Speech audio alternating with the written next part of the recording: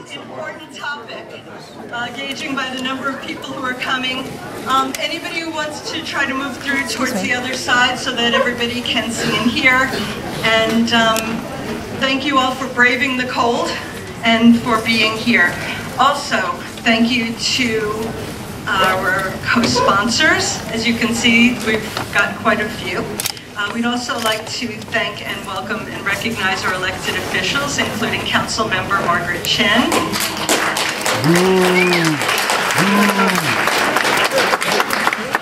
Sarah Malloy-Good from Deborah Glick's office, and Robert Atterbury from Tom Wayne's office, Dr. Giano, who's here with Council Member Chen, also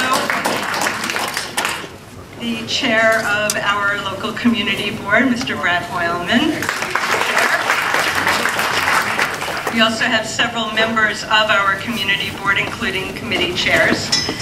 I think we better move on, so thank you all for coming.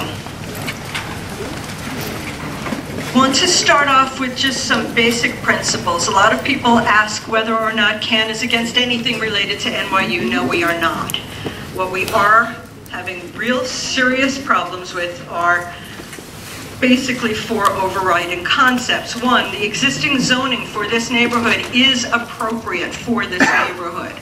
Two, no new buildings on an already over-dense area. Yes. Three, the city-owned street-side open space strips, our parkland, must remain the community's. It belongs to us. It should not be acquired, built on, or destroyed by easement. And last, NYU agreed to a covenant in their original urban renewal plan that said nothing would be built until 40 years after the last element. That means 2021.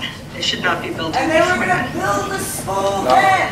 Then they've been building the school since 1960 in exchange for all they've been doing here, so yes. Let me just go into just a tiny bit of detail as quickly as possible. One major concept is rezoning. NYU is seeking to change the superblocks from the very top of mid-level residential zoning to mid-town level commercial zoning. And it's important to understand that this not only allows commercial on the bottom floors, but R7 to R8 isn't just a little, no, it's just one up. It's almost double. Zoning goes up by large amounts, not just increments. So it's almost double the residential density that they're asking for. And really important, open space. The R8 equivalent that is part of the C17 zoning is a quarter to a half the requirement for open space. Right now, there's very little that can be built on the superblocks without a zoning change. And the reason is there's already inadequate open space on those blocks. In addition, the area east of Washington Square Park, NYU seeks to add additional commercial zoning via an overlay on the existing R7-2. The C15 overlay would put more and more and more commercial space. We're already seeing empty storefronts, right? 8th Street, right, one block up. Broadway, Bleecker Street, there's already empty commercial space. We cannot understand why more pressure needs to be put on people who have been undergoing construction almost constantly. If you want to ask how bad is construction constantly, ask somebody from the area east of Washington Square. In addition, this one's really big. Parks are for the public, not for a private entity. This whole concept. So first, let's talk about the parks that we, the city, us, our tax dollars. There are 7 open space strips owned by the city, and we had a really big rally. I think a lot of you were there, and also on a really, really cold day. We had a rally that said, no, NYU, you cannot have our open space. So NYU says, no, we're going to do what the community wants. We're going to take 2, and then we'll get 2 from the top, just the 5 feet. We'll leave some dirt for a park to be on, and from my height, or actually closer to Councilmember Chin's height, there will be some trees, nothing deep rooting. So this easement concept is quite the interesting dodge, and I have to give NYU points for creativity, but not for good faith. Parks are for the public. Things that will be acquired include the parkland on which our dog run sits. It would be replaced by the zipper building right on top of it. This easement concept, this is what it would take away. It would take away the park immediately across the street from where you came in now, which I noticed some members of the community have decorated a little bit. Yes. And all the mature trees, they would have to be ripped out because NYU is seeking to build underground. You can't build underground from the side, you rip it up. Mature trees will be gone and replaced by those somewhat less mature trees. In addition, Mercer Playground, where kids learn to ride a bicycle because it's got this long, straight activity, because you all remember when you learned to ride a bicycle, you went straight, you were okay, but the minute you tried to turn, whoops. That will not happen anymore. NYU is seeking to replace it with a tricycle garden. So anybody whose kids get older, don't let them. Very quickly, volunteers are much better stewards of our open space than NYU.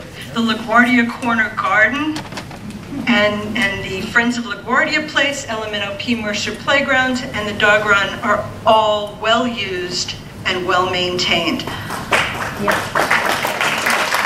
Volunteers. It doesn't cost the city a penny.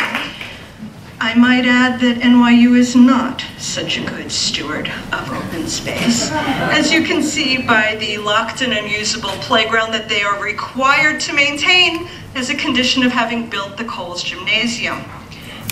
You might notice that there is a lock on it because it is sunken, broken, and dangerous, cannot be used. And the reflecting garden, also required to be maintained by NYU. You have to climb up the sinkhole to get to the to get to the chairs to sit. Probably not so safe. Another issue that was brought in late in the game is the temporary gym. Here's an interesting little pattern. First, the temporary gym destroys the Key Park playground that the younger children treasure, and it is used from 8th Street to Grand Street and Bowery to 6th Avenue. That's a lot of kids that use that. So the Key Park moves to the Sasaki Garden, which destroys the Sasaki Garden, which is one of the first and most successful roof gardens around. And that has to be done in order to build the gym. So we lose 2 key amenities to get something used by teams of maybe 15 kids. 15 kids who don't use it all year round. 15 basketball players, 15 volleyball. What about the 600 families that face that courtyard? They don't need a temporary gym. Construction. We're talking about, if you look at NYU's phasing, 20 years. I probably don't have to talk to you guys about how bad it will be to have construction in a confined area for 20 straight years. And that's if they don't go over. Also, this neighborhood is already overly dense, and the uses that will be poured in here are not necessary for NYU, and they're certainly not necessary for us, the community. So, also, NYU has other options. They can build elsewhere in the city. They could go online like MIT is doing. And there's ways to have face-to-face interaction without having to have your office right next to somebody else's office. You know, phones, Skype. There are other ways. So in concluding, I'd like to say that this is not necessary for the community. It is not necessary for NYU. NYU has been asked to back off. Each time, they simply move stuff around. So, oh yeah, no 40-story tower. We'll just move it into the zipper building. Enough is enough. We have labored under NYU's purple flags, and we've compromised, and we no longer have the village. We really don't need to live in NYU's campus by their gracious.